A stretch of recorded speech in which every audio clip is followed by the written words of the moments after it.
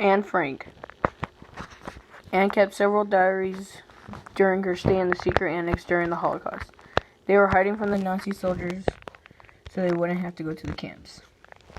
For 2 years, Anne and her family's been hiding from the Nazi in Amsterdam.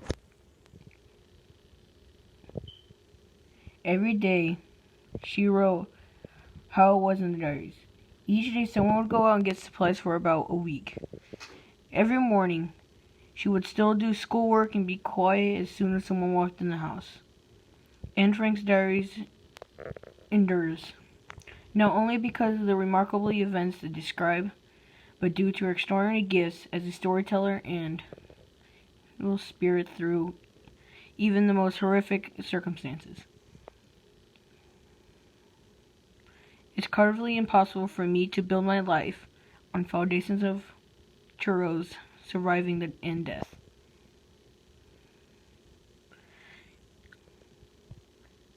I see the world being slowly transformed into a wilderness.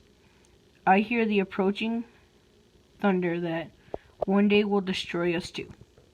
I feel the suffering of millions. And yet, when I looked up at the sky, I somehow feel like everything will change for better. That this cruelty shall have end. That peace and tranquility will return once more. I was just 15 years old at the time of my death. One of more than 1 million Jewish children who died in the Holocaust. Anne Frank's mother was Edith Frank. Anne also had a sister named Margaret, who was 3 years her senior. Anne's father, Otto Frank, was a lieutenant of the German army during World War I, later becoming a businessman in Germany and the Netherlands. He was only